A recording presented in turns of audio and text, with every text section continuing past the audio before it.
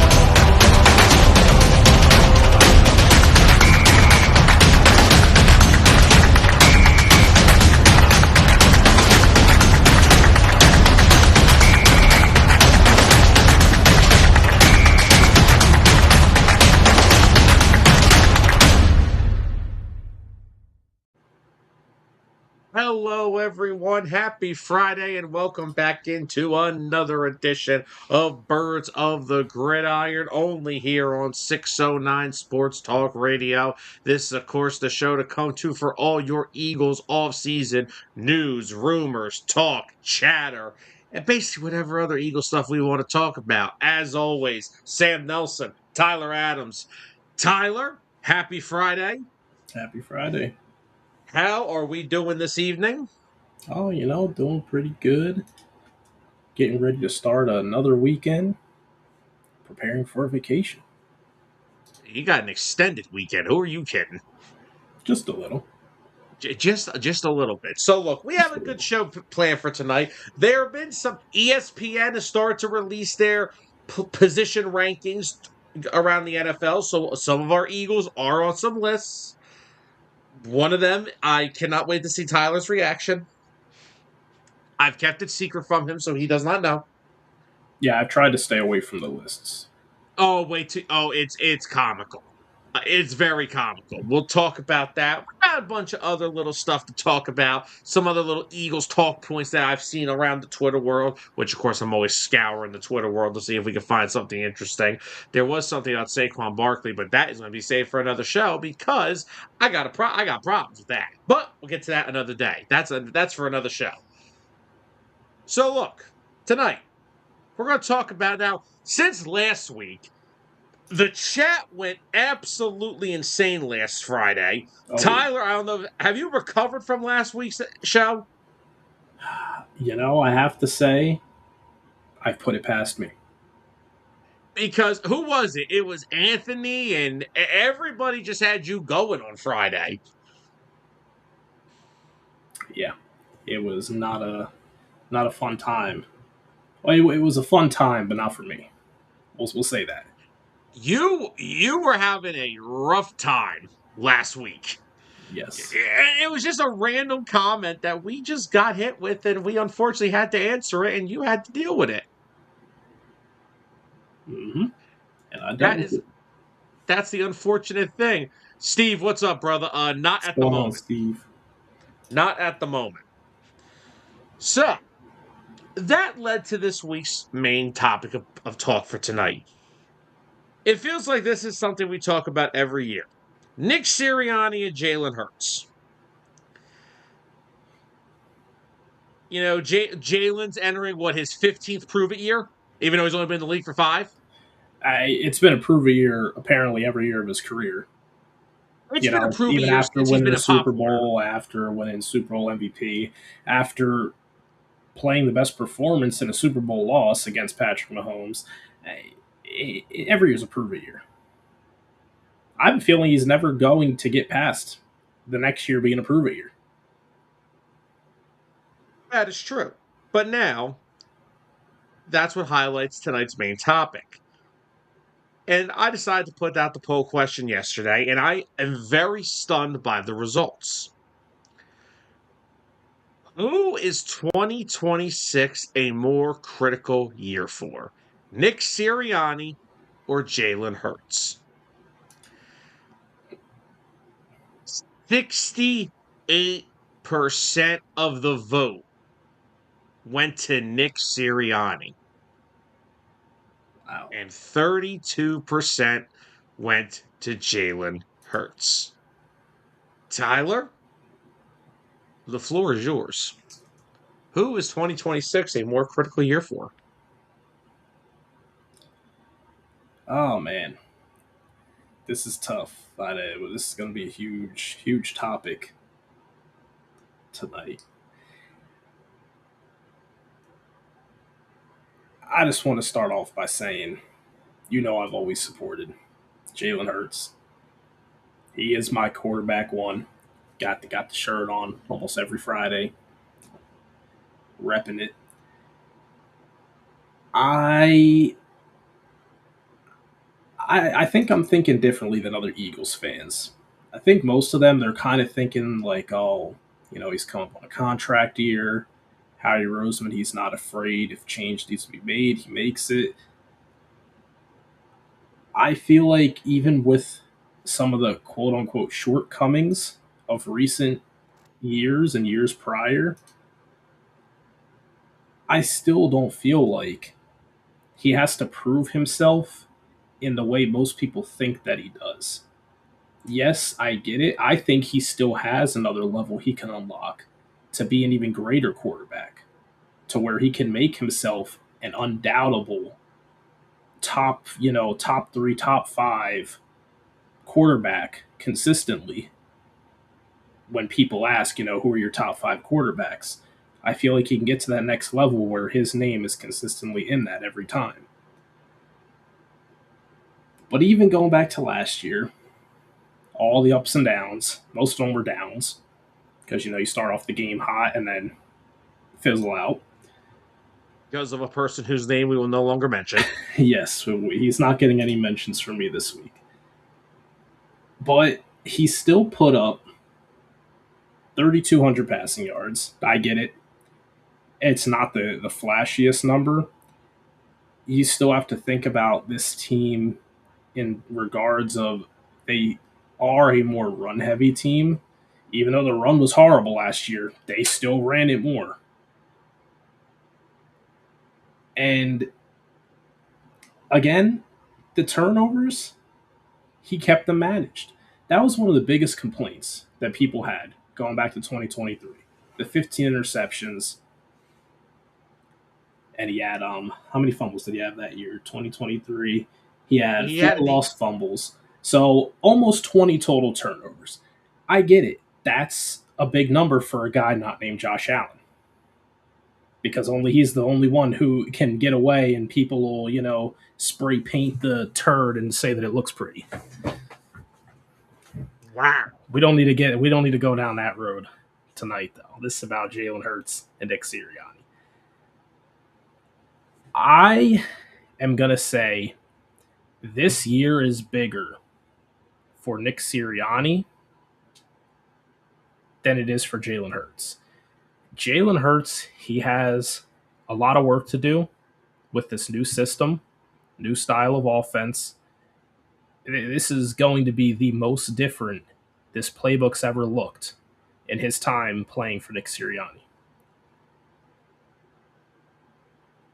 So I don't feel like there's this much pressure to prove it for Jalen. I get everyone saying, oh, it's contract year. If he wants to stay here and not get the boot, he's got to play phenomenal.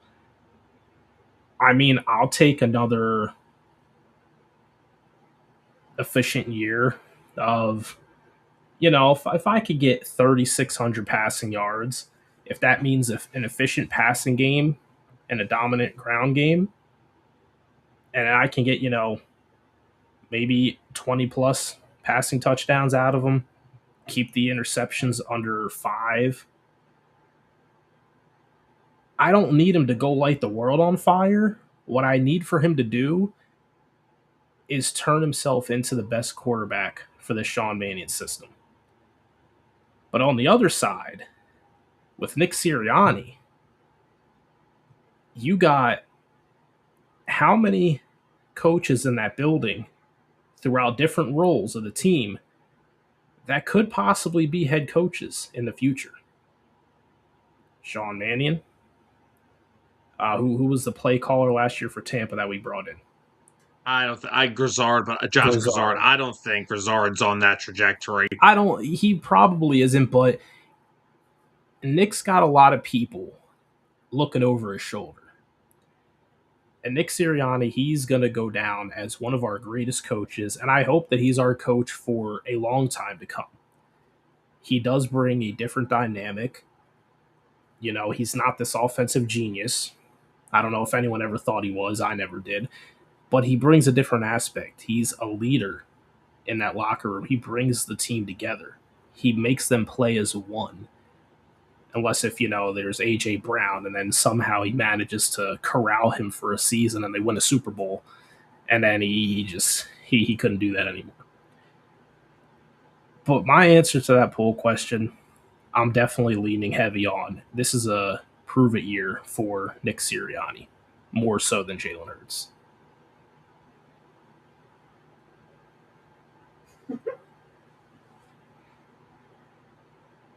I feel like this may be one of the very few episodes that we are A, going to disagree with each other, and B, there may be some heated debating in this topic.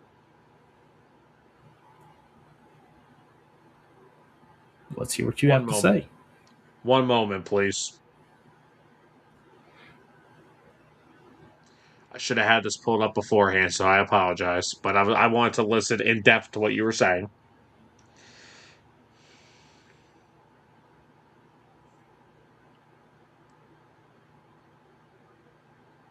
So you're telling me it is a prove it year for a guy who has a 59-26 career record in the regular season, a 6-4 record in the postseason, which totals him to a 65-30 career record, which is a 684 win percentage. A guy who has led this team to 2 Super Bowls, who coached them to win a Super Bowl. If I hear one thing about the kind of coach he is in the chat, I'm going to explode. Because there are plenty of head coaches just like him that don't do anything on either side of the football, but get all the credit for it when their team wins. But yet, when my guy does it, it's different. He has only had one season in his career where he has not won at least double-digit games, and that was his first year in Philadelphia, which the team still won 9 and made the postseason. And ran on a late stretch to get there, too. Yeah, and ran on a very late stretch to get to that point. This is a guy that no matter how many changes in his offensive coaching staff he's had, and he's had a lot, has consistently gotten this team to 10-plus wins the postseason every year. What else? What the hell does he have to prove? So, Sam, I don't think this argument's going to be as heated as you might have anticipated it. Because my answer to this question, it's really closer to 50-50 than anything. Because I see it from both sides. Yes, Nick Sirianni, like you just said, what does he have to prove? The only thing that made me pick him in this current moment over Jalen Hurts is the fact that I don't know if the ownership, Jeffrey Lurie and Howie Roseman, if they are going to continue to like having to bring in a new offensive mind year and year again. Whether it be they do hit on one, like a Kellen Moore, and then he gets poached away for a head coaching job. That's my only gripe with it, and I get it. Nick is a great coach. I don't want him to go anywhere. He brings a value to this team. He really does. But what if Howie just one day looks at it as like, I'm tired of trying to go find the next best offensive coordinator. What if I just try and go out and find an offensive minded head coach and hope to hit something there? Well, I agree, but then again, also they could also be sitting there saying, instead of trying to, for the fifth straight year, teach our quarterback how to learn to use the middle of the field, why don't we go find one that well? And fighting Philly makes a good point. It's a critical year for both of them because, and it's both in terms of the way the offense has been over the past few years, even the year they won the Super Bowl, because again, that offense hindered on that run game. That run Yeah. game is the biggest reason they won that Super Bowl on the offensive side of the ball. We know what the defense did in the Super Bowl. I get that. But that if Saquon does not have the year he has, they probably don't win the Super Bowl. No, they don't. And the two biggest issues that they each have their own issue. Jalen doesn't like using the middle of the field, and he needs to adapt and learn how to do that. Because if he doesn't, I can tell you again, last year a fully guaranteed money. When you are entering the last year of your fully guaranteed money in your contract, guess what that usually stands for? That means it's easier to move you. Yeah. But to the other point of this whole thing, Nick Sirianni as well has to adapt. Meaning, guess what? You need to let Sean Mannion fix the offense that you brought over here. Now, granted, did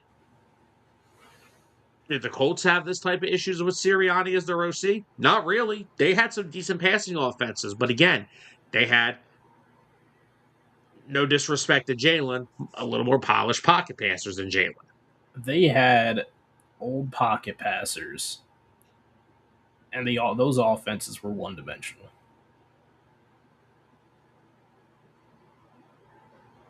To an extent. But again, I'm not trying to, this is not knock Nick Sirianni and Jalen Hurts time, but if you're being real here, if the Eagles go on another year where they win 11 games, 11, 10, 10, 11, 12 games, whatever, but the offense still looks to be an issue, who is more likely who's more likely to go after next year? I need more information than that from you. I need to know. Tell me, what does a bad year look like? It Are looks we the shit. talking? Are we talking offense that goes ghost in the second halves of games? All right, here. They win 11 games. It looks similar to last year. Similar to last year, yeah. Then changes have to be made. But then it's still tough because I still have more questions for you at that point because I like, is it the play calling that still isn't working out, or is it actually good play calling and Jalen's not executing? Well, it would be very easy to tell if it was on Jalen because, once again, Jalen likes to throw the ball outside the numbers. He doesn't like to throw inside the numbers. It's been like that since 2023. And that honestly is why I believe under Shane Steichen they were able to come up with an offense that worked and was actually pretty damn potent because then Jalen had no issue going over the middle. But ever since 2023, there's been issues with him going over the middle of the field. There's been a talking point for us all off season, ever since they hired Sean Mannion, and we've been having this conversation. But again, if you look now, and like I said, Nick's biggest adjustment, which it looks like he has, is handing over the offense to somebody else. And it looks like he has handed it over to Sean Mannion. I mean, you've heard the players at practice; they're raving over this new system. But who's got the bigger chance to step back into old tendencies? The guy standing on the sideline or the guy standing in the huddle? I'd say the guy in the huddle. And like I said, I'm not trying to come. This is not supposed to be a show to come across as, oh, we're Team Jalen or we're Team Nick. I'm Team both. I'm team. Let's win another damn Super Bowl. Me too, exactly. I'm Team Let's win a damn Super Bowl. I'm not here for the clickbait crap. But this is a critical year for both of them coming into the season because of what happened last year. 2023 happened. Okay, Brian Johnson was inexperienced. Maybe that was the problem. Kellen Moore came in. It looked better. Yes, they had one of the best running attacks in the league and Yeah. probably one of the all-time greatest seasons for a running back we've ever seen. So let me ask you this question, and this is going to be a good one for you. What if I believe I asked you this before a while ago? I said, would you take if we had to go like every other year to have a good offensive coordinator in this team to have a lot of success? Like, the Steichen and then Brian Johnson fall off, then the Kellen Moore won the Super Bowl, and then the Kevin Patullo fall off. Would you be fine with that every other year bounce around if it meant going to a Super Bowl during that season? Oh. I got you there. Yes, I said the name. Yes, you did say the damn It name. was contextually appropriate, okay? It is never appropriate to bring up that name.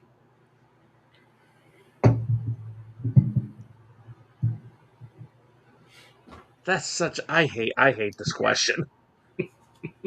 Because it makes you think. It really does. Because do you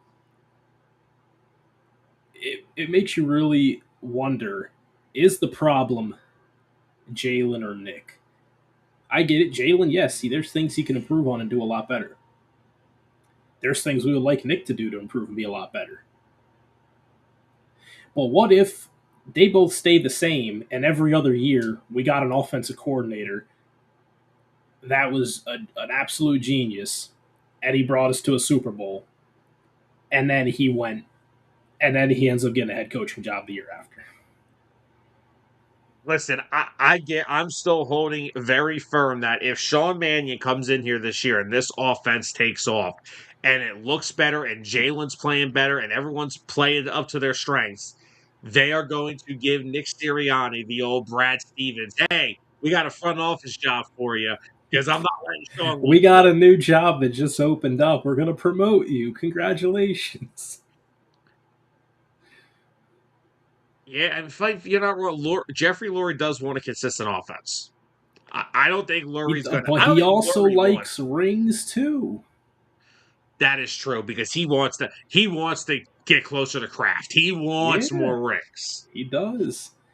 So what do you want to take? Do you want a consistent offense every year that you still get bounced out of the playoffs maybe after the second round? Or do you want to have that one year where you get kicked down in the mud and then you get back up and you go to a Super Bowl? It's a lot to think I about. want what I want whatever stops us from having these toxic conversations every freaking off season. Sam, we What? are Philadelphia Eagles fans. You're an entire Philadelphia fan. You, of all people, should know that when it comes to these sports teams, there's always going to be toxic conversations.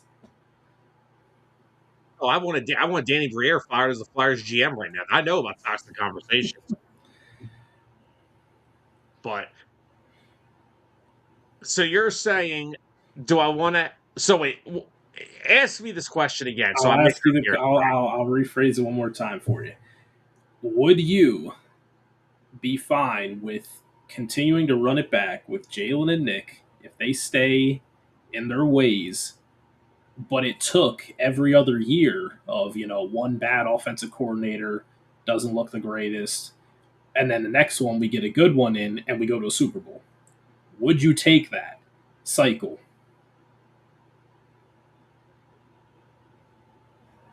Super Bowl drop off, Super Bowl drop off. I think any team's fan base would say yes. Unless you're a Chiefs fan, you're just expecting them to win it every year. But aside from that, think about the Buffalo fans. They're probably like, hell yeah, 1 year in the Super Bowl, 1 year not in the Super Bowl, the next year back in again. I don't know. Almost any other fan base would say yes in a heartbeat. Yeah, one Then, already did. yeah. Then, oh, I just want to see a more consistent offense. I want to see that banner hung.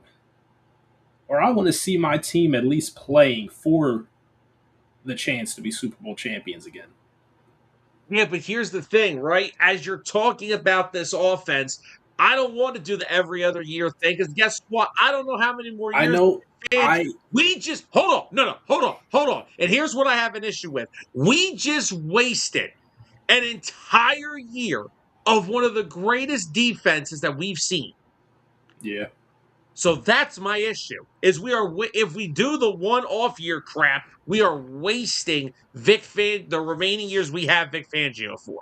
that is true. That is true.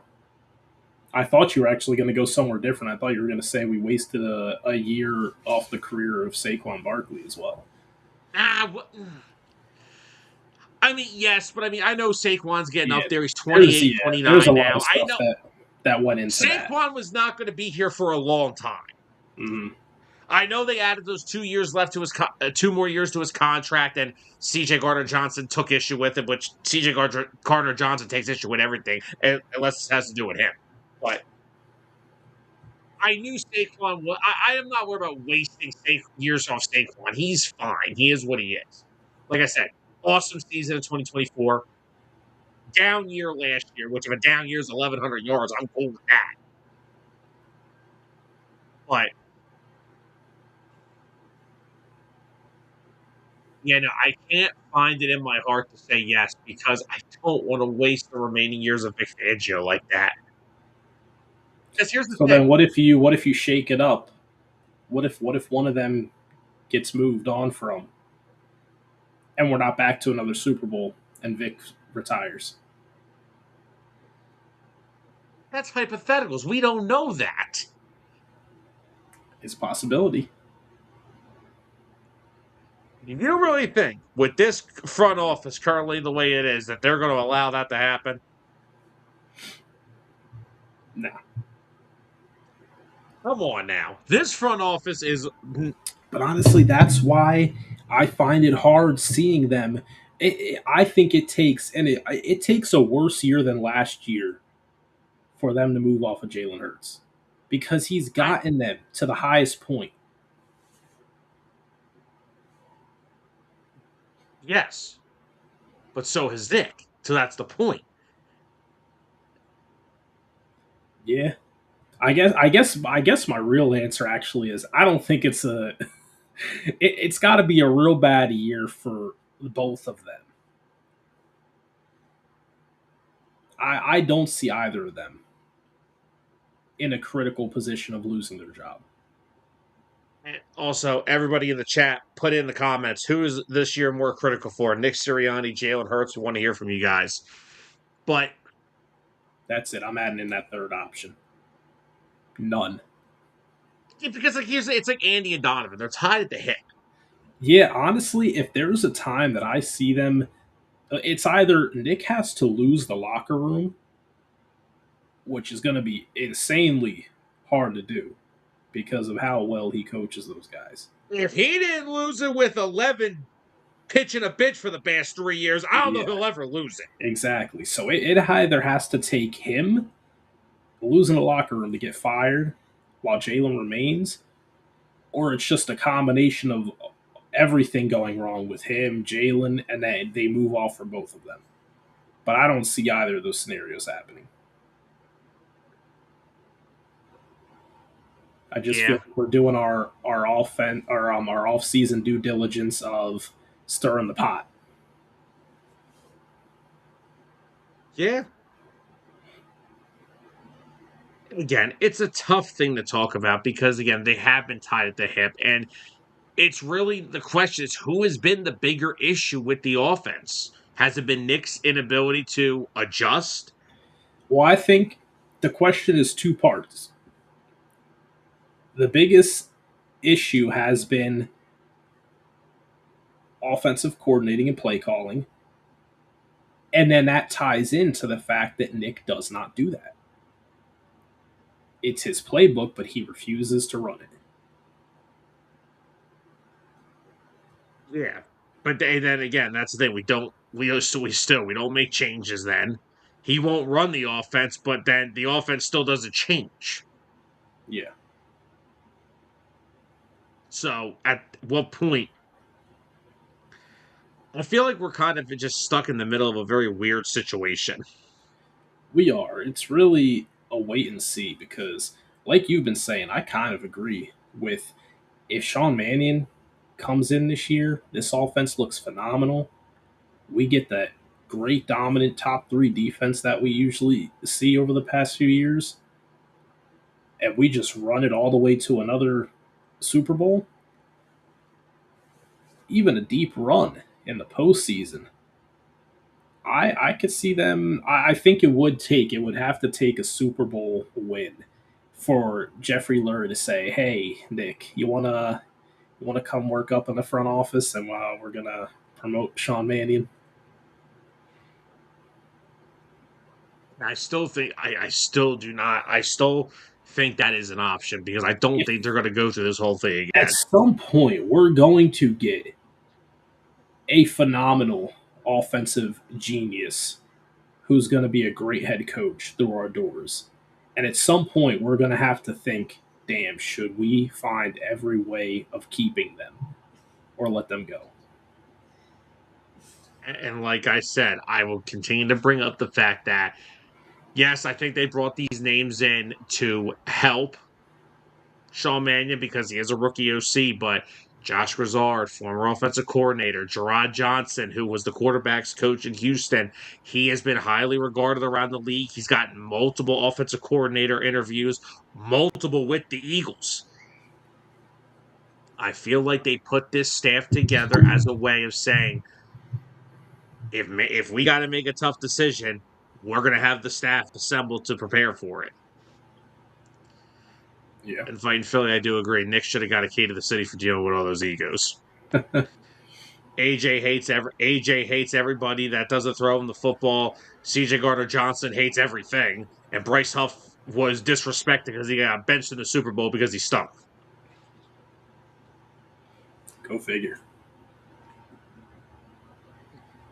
Dude's going on a podcast, freaking acting like they know football when all they do Yeah, is that's chase what a happens bag. when you're not even on an NFL roster. You Well, have yeah, to we go have on to retire. podcasts. Sign for 51 million, retire 2 years later. But we'll say that for another day. I'm But sure him and Cam Newton would make a great podcast with each other.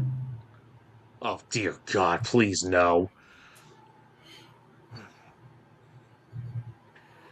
I am still slightly moved still towards the side to Jalen. And it's not a large margin of why, but again, like I said, Nick has to sacrifice that offense that he has. And apparently they have. And what we've been told they have. This is Sean Mannion's system that he is bringing over, and they are going to implement it and get these guys in a right way to succeed. The players have been raving about it. So Nick's kind of already done his part of what he has to do. If everything that's been reported and we've heard from players, which I'm pretty sure I'll take the word of future Hall of Famers like Lane Johnson, that have said how awesome this system is and how much they like it and how different it is and how uplifting it is, which is basically just more shots at Kevin Patullo. But I think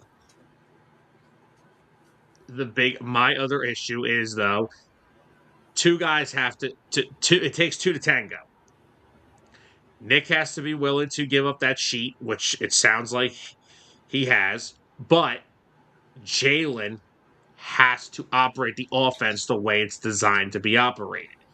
You can't just throw outside the numbers and run to your right and throw the ball 15 yards out of bounds when you feel a little bit of pressure. Those are the things with Jalen that I need to see different from. And that's why I think, on top of the fact that he doesn't have full guaranteed money after this year. Yeah, dad, damn it. Yes, I said the damn name. I said the damn name. But I think if Jalen reverts back to his old ways, not using the middle of the field, because that's going to hurt a lot of players. That's going to hurt Makai Lemon's productivity because Yeah, that's where he thrives.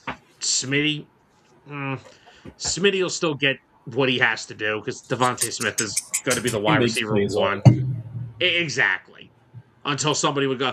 And, I feel like Devontae is going to have such a big year because he doesn't have to worry about, wow, I had a freaking 130-yard game today. What the hell does this idiot say on Instagram now? Like, that's what cracks me up. Like, everybody says that AJ was such a great locker room guy. You're telling me that these guys all they go check their Instagrams and they were all just like, well, yeah, AJ got a point there. You're telling me not one guy in that locker room said, really? Again? Like, you're telling me nobody in that locker room said, this is getting old.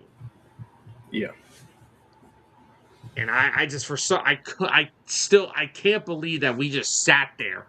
I can't believe they got through the amount of time they did with that. I think my biggest thing with Jalen this year, I want to see him scrambling and taking off more comfortably. He was way too hesitant last year, looked indecisive, and we don't know what the underlying reason is.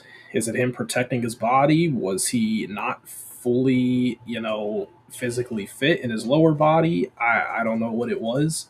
I hope that isn't the new norm. I hope that we kind of see him get back to the, you know, 600 minimum rushing yards in a season. I mean, this is his lowest total rushing that he's had since his rookie year. And It just, it just, he didn't play every game his rookie year. I was gonna say his rookie year, he didn't play every game, so Yeah. He appeared in the games, but he was not a starter until later on. he appeared in the games because they freaking had. Yeah, they had to get him on the field. Remember when they first drafted him, where they were like, "Oh yeah, Taysom Hill." Stop. What? I knew you were gonna say it. I knew you were gonna bring it up. Oh Me god, and that made you me looked at worse. each other and we were like, "Are they kid? Are they serious?" Taysom Hill comparison? Are you joking? That was the most bizarre thing I ever heard when I heard them talking about Taysom Hill as a comparison to Jalen Hurts. Like, that's what we have to result ourselves to. Unfortunately, It's just the entire thing is just a giant mess.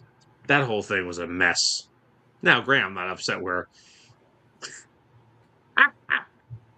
All right, yes, Taysom Hill may be worse than saying Kevin Patullo. nope, Just maybe, just a little. Are nope. you sure? Kevin Tool is worse. I don't know how. Anyway, but my biggest thing is, again, the two biggest issues with both of them. Nick has to adapt to the new style of offense and let Mannion do his job. Because again, there is reports that they've said Nick doesn't want to get involved in the offense, but unfortunately, he's had no choice. And again, don't come on here and tell me then what does he do? What does Dan Campbell do? What does John Harbaugh do? They're the same coaches. They're the same CEO type head coaches that don't have input on crap. And usually when they have to get involved, bad things have happened. That's why when Dan Campbell got involved, the Lions offense looked like crap. It's the same damn thing. It's just because one guy's in Philadelphia and he consistently beats all the top head coaches like LaFleur and McVay and Shanahan, except for the playoffs this past year. But still, it's because he's in Philly. That's why. Because, oh my God, this guy can't call a damn play, but he wins 11 games every year. They can't, the national attention can't stand it. That a guy who is such an out of touch offensive because he's supposed to be Yeah, an offensive coach. He was yeah, hired as an because offensive coach. he's not Andy Reid. Yeah.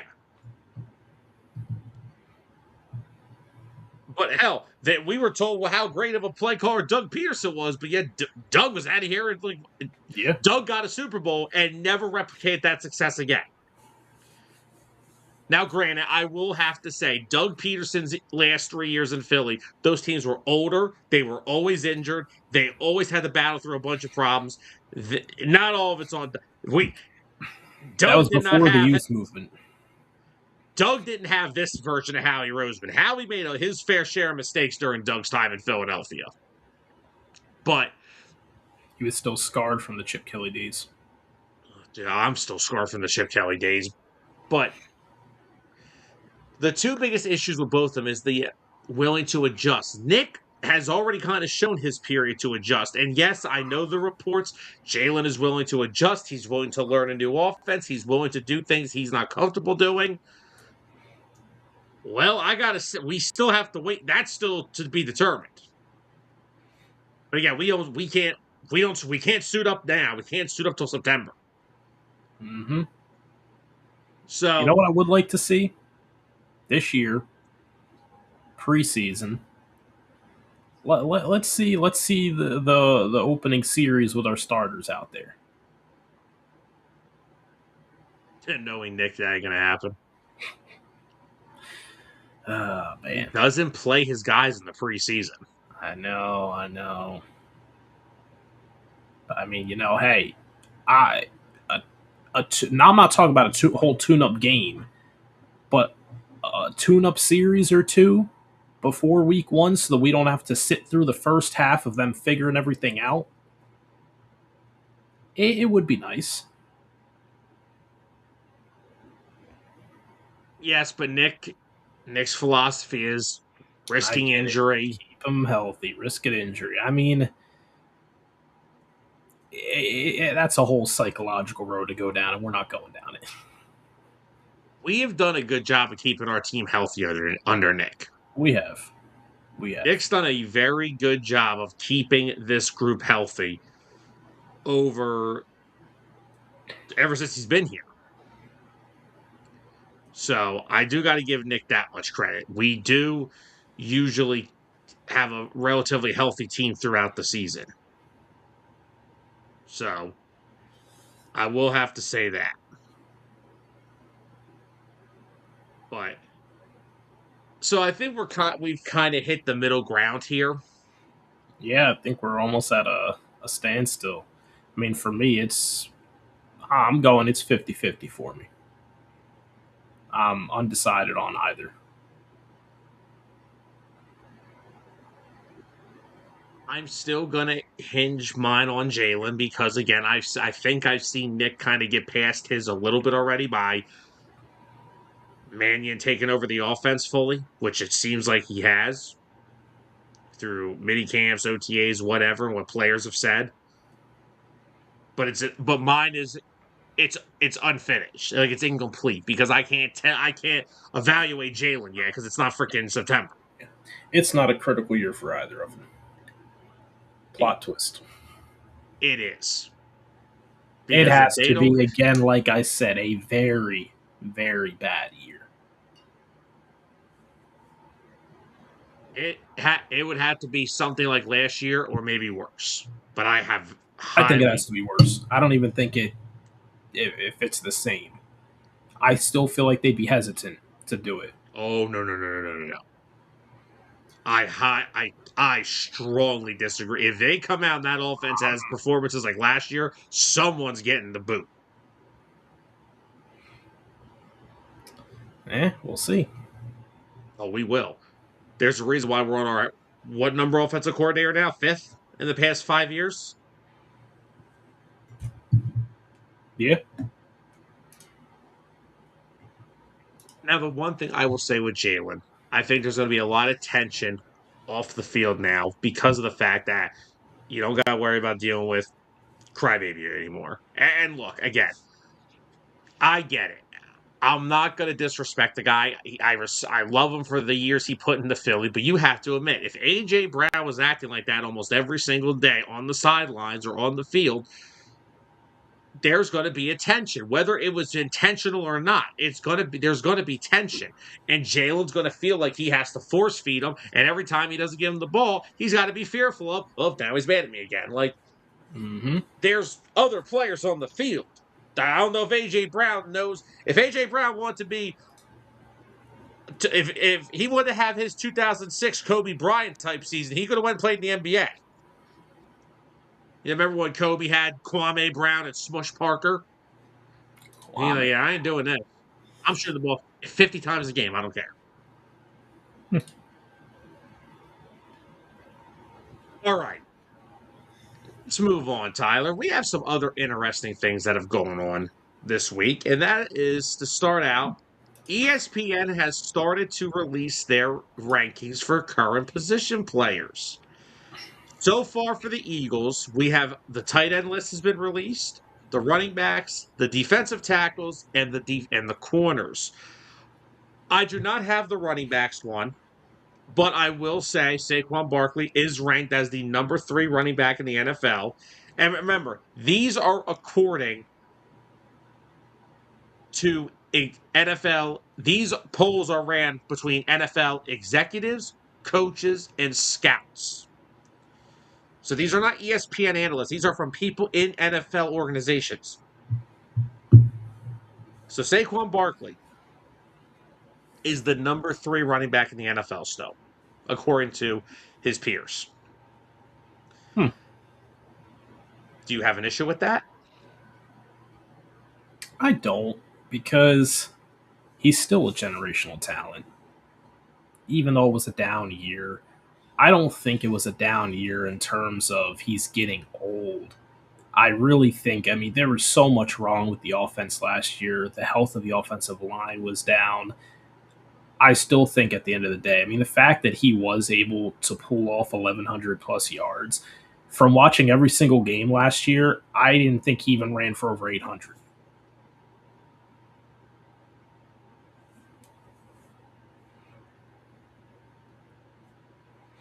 Yeah.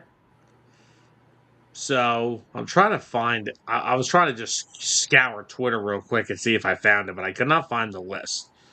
But I do know Saquon was number 3. So, all right. Now let's go to the tight end list. This is where this is going to get a little interesting. So the top 10 tight end list, according to NFL peers, are Brock Bowers comes in at number 1. Trey McBride came in at number 2. George Kittle came in at number 3. Sam Laporta came in at number 4. By the way, they also have on this where they were ranked the highest and where they were ranked the lowest. Keep that in mind for another list. Tyler Warren came in at number 5. Tucker Kraft came in at number 6. Colston Loveland comes in at number 7. Kyle Pitts came in at number 8. Mark Andrews came in at number 9. And Travis Kelce came in at number 10. Dallas Goedert was not in their top 10.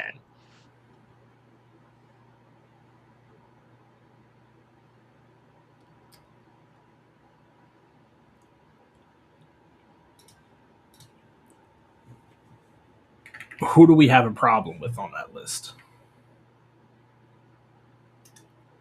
I gotta check some numbers here.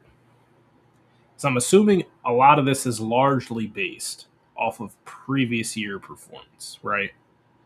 Please go look at Mark Andrews' numbers and then get back to Oh, me. I completely missed that you said Mark Andrews as one of them. That's ridiculous. They have Mark Andrews and Kyle Pitts over Travis Kelce. I'll defend Pitts by saying he had 88 catches, 928 yards last year. But I will easily take this version of Travis Kelce over Mark Andrews. Oh, yeah.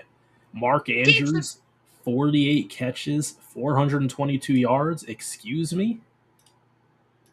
Where? He essentially Literally, had to start. They start and splitting things between him and Isaiah Likely. and he had 5 touchdown catches. Dallas Goddard cleared him in every category. Goddard had 60 catches, 591 yards, 11 touchdowns, and a Did Goddard not lead 9.9 the yard average. Was Goddard not the leader in touchdowns for tight ends last year? Second, tied for second. Who's the leader? Okay. Who's the leader? It's Robin McBride. I would take a bet on McBride, Did he? and maybe Bowers. Or was Bowers tied for second? Maybe. Oh no, never mind. Bowers only had 7. He was tied. No, for McBride 15. had 11. McBride had 11. Oh, so he was tied. Who was number 1? Who had? So wait, who Hold led up. the? Who? I'm really thinking here. Tight end. Kittle? No. This is very. Nope, it wasn't I'm very Kittle. confused. I'm looking. Hold on. No, he only had 7. Who led it? All right, I'm just gonna have to go to Google. I thought I could find this myself. This is very. This is actually kind of frustrating. All right, let's see. It was Goddard and McBride. They were tied for first Oh. and second. Okay. Then ESPN is just stupid, showing that tied for second because neither of them were first. Whatever, ESPN. So you're telling me the guy that was tied for first in touchdowns for tight ends isn't a top 10 tight end going into 2026, but a guy with Apparently. 422 yards and only 5 touchdowns and lost his tight end 1 spot to Isaiah Likely, who the team didn't even re-sign, is better? And mind you, Goddard only played 15 games. McBride played all 17. So did Andrews. Yeah.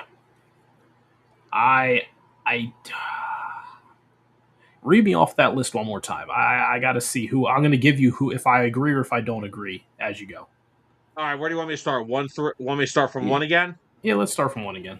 All right, so from 1 down in order. Number 1, Bowers. I agree. Number 2, McBride. I agree. Honestly, if I'm being completely honest, I may switch the 2. Yeah. Number 3, Kittle. I agree. Number 4, Laporta. Laporta. Hold on. He didn't have a wowing year last year. 40 catches, 489 yards, 3 touchdowns, 12-yard average. It's also a solid year. He only played 9 games, too. Oh, so and he remember played that. 9. Okay. That's right. He did miss a lot of time. So, in terms of the dominance when on the field, I agree. He should be on the list. Number 5, Tyler Warren. He had a great year. He definitely deserved to be on the list. Number 6, Tucker Kraft. Tucker Kraft, yeah, before he got hurt too, he was on a dominant run. He was on pace. He'd probably be top 5 if he didn't get hurt. Yeah. Number 7, Colston Loveland. He kind of came on late, didn't he? Late rise, but he finished 58 catches, 713 yards, 6 touchdowns, 12-yard average. Yeah, he deserves to be in there. Number 8, Pitts. Pitts, yes. And then you have number 9, Andrews, and number 10 is Kelsey. Yeah, Andrews, get out of here. It's simple. Yeah, you could bump up Kelsey to 9, put Goddard to 10. Fine. But come on, Mark Andrews, what are we clinging on to? The drop passes in the playoffs where they get bounced? I wish I knew what we were clinging on to thinking that Mark Andrews is still a top 10 tight end, but Dallas Goddard isn't. By the way, did we completely forget blocking in terms of these rankings? Because I haven't seen Mark Andrews. Mark Andrews hasn't blocked something since he was in Oklahoma. Oh, yeah. And then Kyle Pitts. Kyle Pitts doesn't block. The only thing that Mark Andrews has blocked in the past 3 years was his team's chance of advancing in the playoffs. Yikes. Wow. But somehow you're telling me that Mark Andrews heading into 2026 is a better tight end than Dallas Goedert. Give me a break. Mark Andrews hasn't had a good year since 2022. He was hurt. He missed 7 games in 2023, played all 17 the last 2 years, and only had a combined 1,000 yards between those 2 seasons. He had 673 in 2024 and 422 last year. Where's All that? right. Where's that better than Dallas Goedert? It's not. I don't even think Kyle Pitts is better. I don't care about it. I still don't even think Kyle Pitts is better than Dallas Goedert. I I, still am.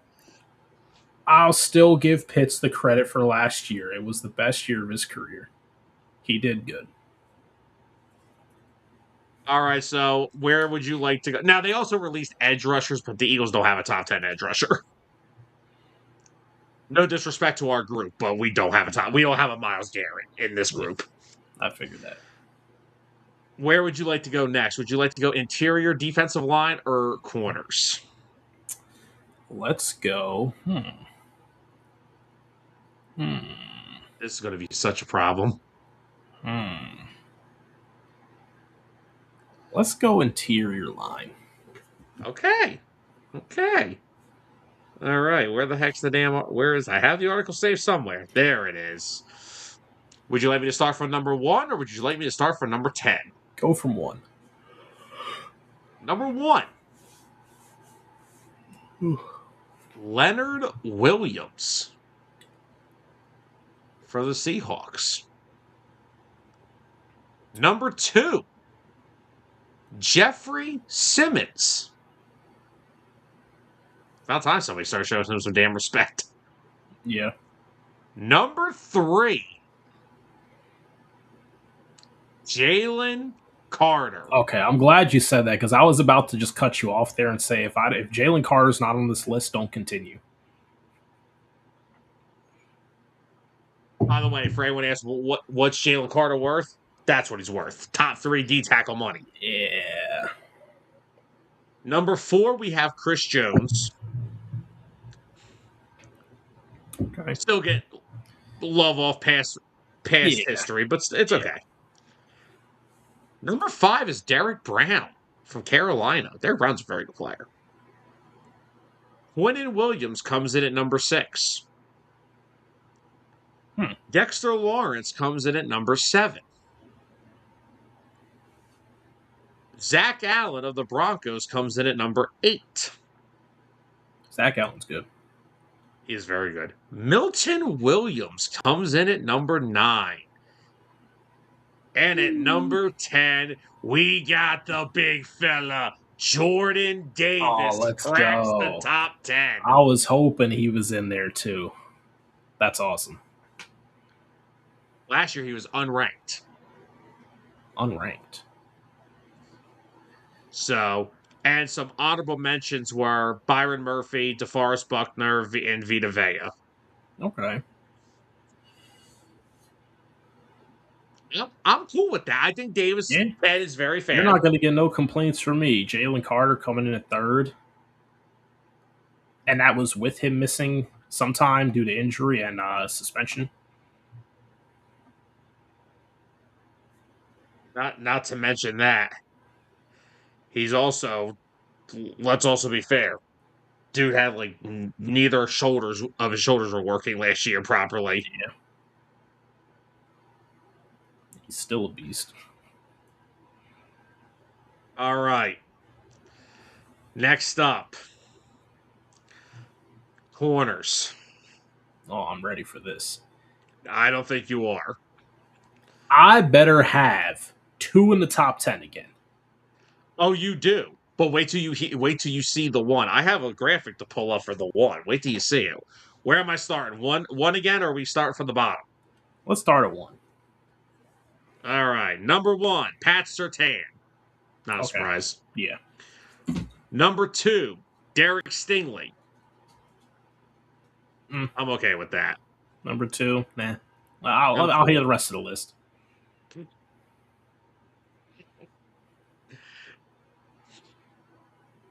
Number 3, Christian Gonzalez. let's get through the whole list, then you can go. Number 4, Devon Witherspoon. Just wait. Number 5, Trent McDuffie.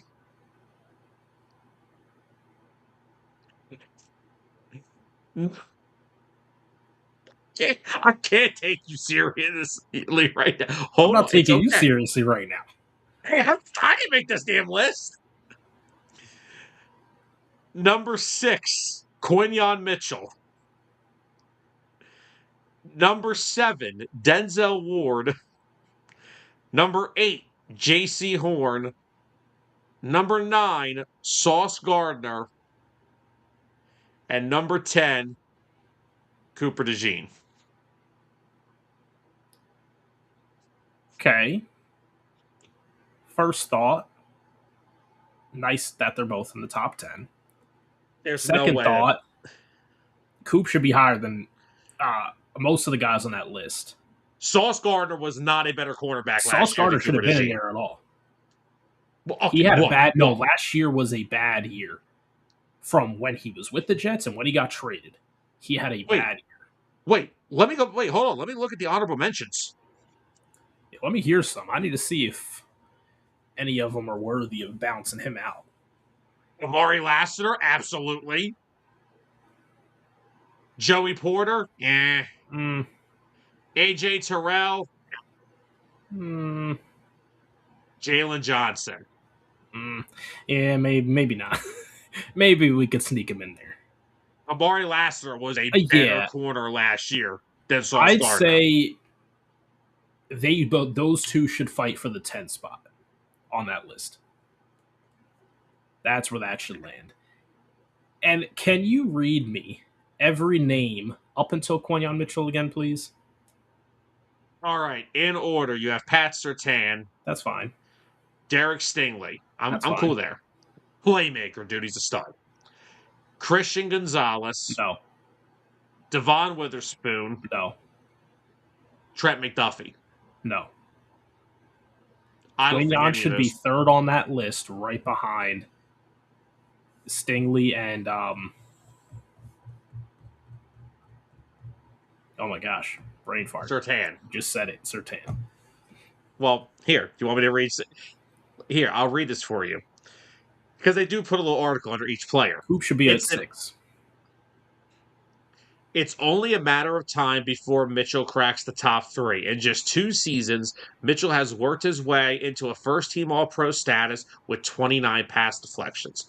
Well-rounded coverage game and very competitive against the opposing team's number 1.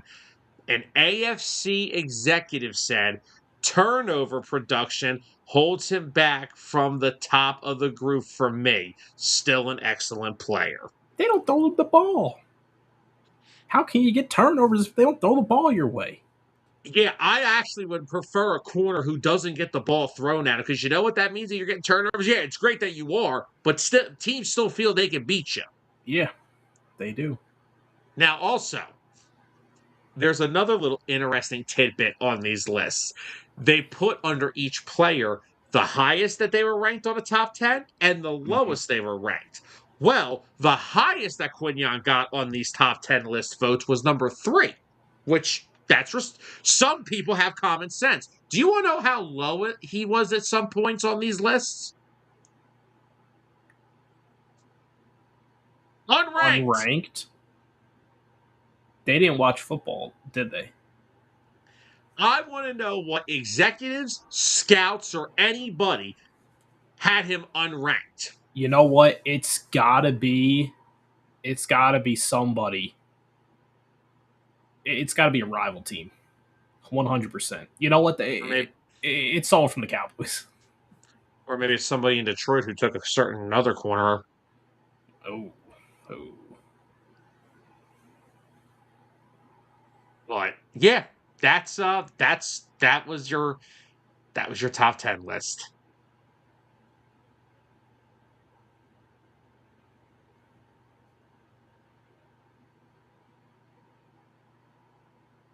In what universe is Quinyon Mitchell not at least top 4? I'm locked in top 3.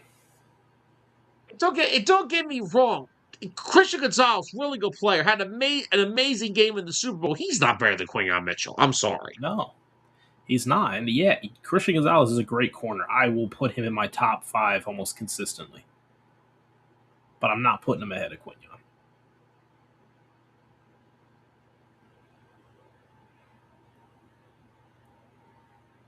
I have.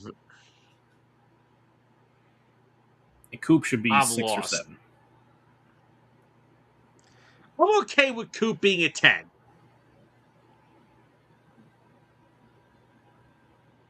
No.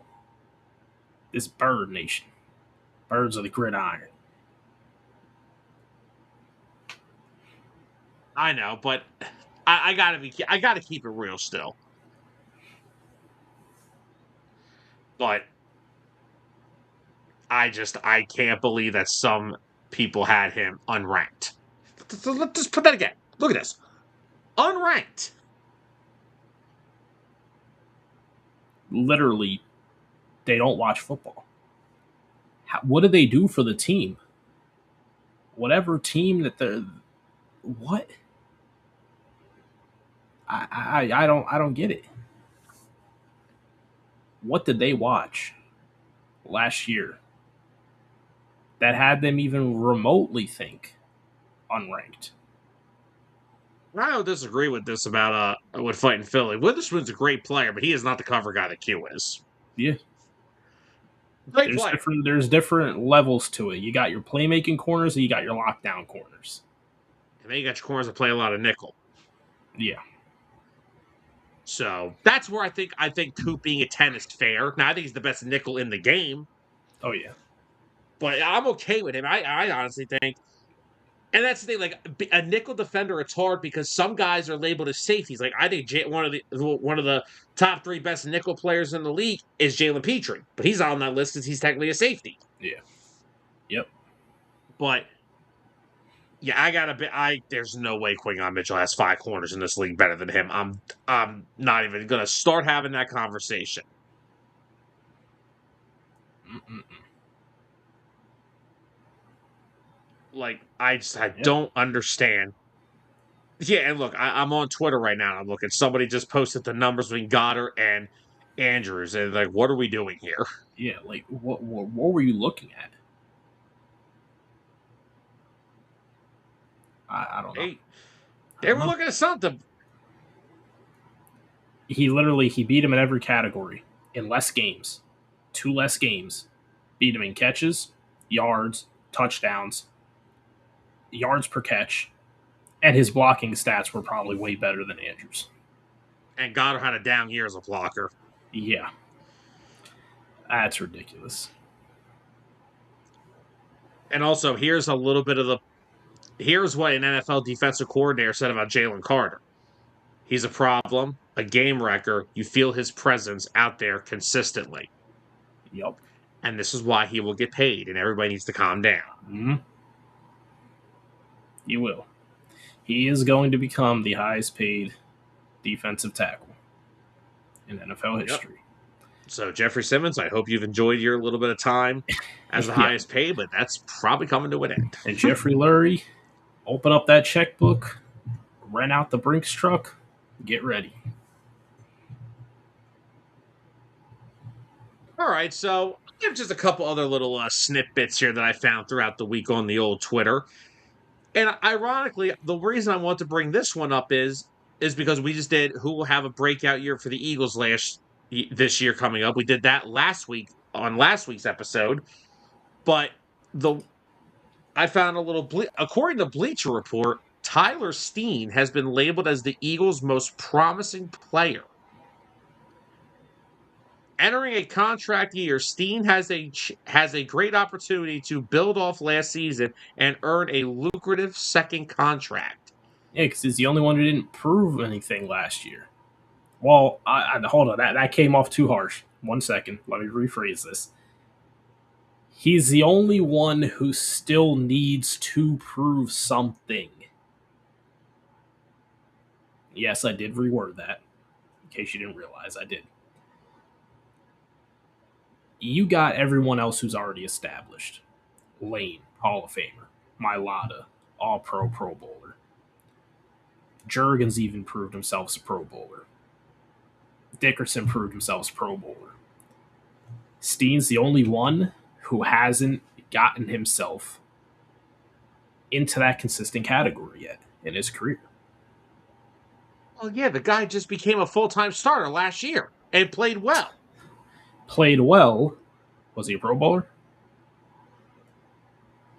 Who else on that line last year was a Pro Bowler? Lane would have been if he didn't break his foot. What was he? He broke his Also, foot. I'm pretty sure Tyler Steen expected to go into the season having Lane Johnson fully healthy next to him all year too. Yes, I know. But no, I give me credit. I rephrased that. I said the way I phrased it the first time was very harsh. No, you're But going to get credit what once he I signs meant his. to say was that he hasn't proven himself yet. So yeah, of course he has potential because he hasn't proven himself yet, and he has a chance now on a prove it year to get himself a bigger contract. Yeah, and it makes you wonder. I wonder if they're gonna. I wonder if he is. Is that an extension that he gets? And I'll ask Tyler this when he comes back on. When he comes back on, but I'm going to say, Tyler Steen. I think he played well last year. I really do. I thought he was very good as a pass protector. He's not. He wasn't the run blocker last year that Mekhi Becton was the year prior, but Mekhi Becton was a mammoth of a man. He's like 6'8", 350-pound plus tackle playing guard. So is Steen the run blocker he was? No, but Steen was very good last year in pass protection. He was more consistent than the other four. He at least stayed on the damn field.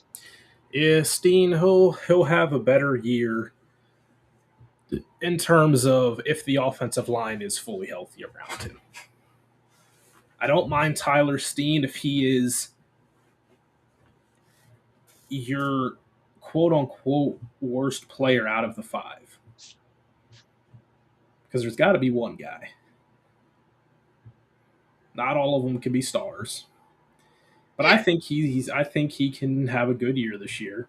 I think the offensive line as a whole will have a better year this year.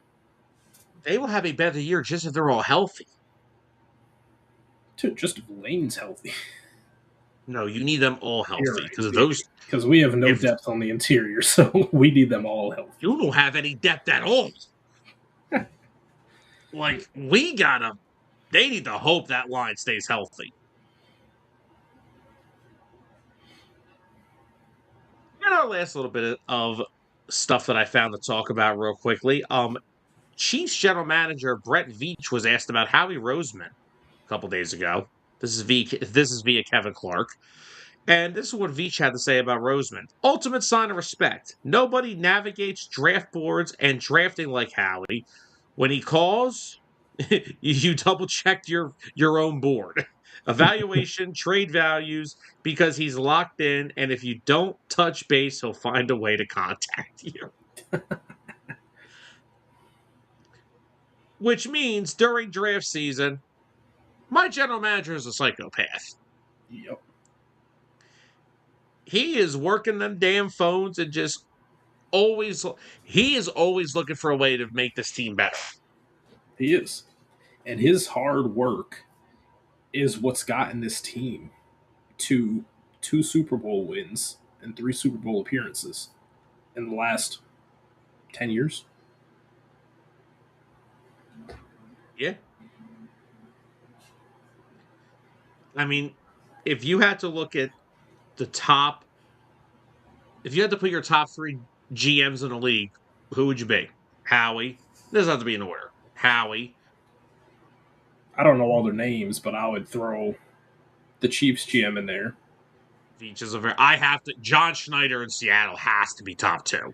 Yeah, with how what he's done over the past couple years. That quick turnaround, rebuild, whatever you want to call it. Les Snead has done a good job. Now, see, here's the thing. Les Snead is a different type of GM. Howie Roseman builds through free agency, but also still builds heavy on the draft. Les Snead's biggest thing in Los Angeles is F them picks. Yeah, F them picks, we're winning now. He just trades everything. He don't care, but he has still assembled one of the greatest rosters I think we've ever seen in the modern day. Don't let him find out that the NBA is trading away first rounders from like 8 years out. He might go crazy. If he finds a way that that's allowed in the NFL, it might be over. Could you imagine if the NFL had pick swaps? My gosh. Oh my. Could you imagine if the NFL had pick swaps? We'd be here. We would be sitting on our draft shows till midnight. Jeez. Oh, they'd never get the pick in. Even though we've kind of done that already over the years. Oh my goodness. And then with that said, Tyler, anything else we want to talk about tonight? No, nothing birds related except for Aaron Donald being spotted at the practice field today, the Rams facility. Did a whole 1 hour workout. He's there every day. Apparently, it was different today. I don't Why? know. Did he show up at 10 o'clock instead of 9? I don't know. Maybe. Maybe he's out there that'll mowing the lawn too. I don't know. that'll be a topic in a couple of weeks. Yeah, when he unretires. Yeah, which we've been waiting for weeks now. All right, guys, just a quick little heads up about this week coming up. It's a little unordinary for 609. Unbiased and Birds of the Gridiron will be off next week. However, we will still be on Monday night. Hitting Home will be moving from Wednesday this week to Monday. Dustin and I will be on. We're going to do some MLB midseason awards. We're going to give a Phillies and a Cubs midseason report since, Dustin is a Cubs fan. I'm a Phillies fan. And of course, we'll play Beat the Grid and all that fun stuff. Then, of course, we'll have DA After Dark normally on Tuesdays, but then that's it for the week. The week of July 20th, we'll be back to our normal schedule. And guys, don't miss it because that is the week we start our NFL preview coverage. It's time to get ready for football season. The NBA took over for the past 2 months, it felt like. And now they're gone. Well, yes, but there's still a few other dominoes that have to fall, which we'll talk about that whenever it happens. With that being said, guys, thank you everybody for tuning in tonight. Thank you everybody who commented on the Facebook side. Thank you everybody who tuned in on the YouTube side and, of course, also on the Facebook side. Thank you everybody who tuned in and commented throughout the week. And once again, thank you for picking us for your sports talk on a weekly basis. We greatly appreciate every single one of you.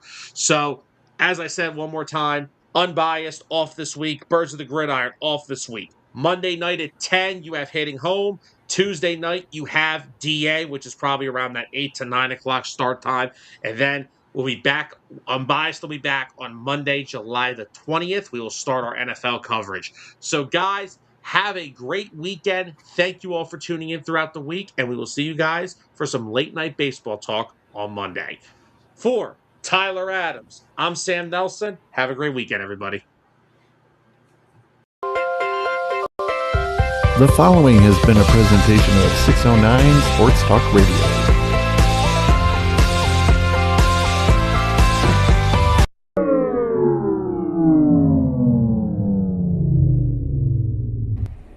Sam,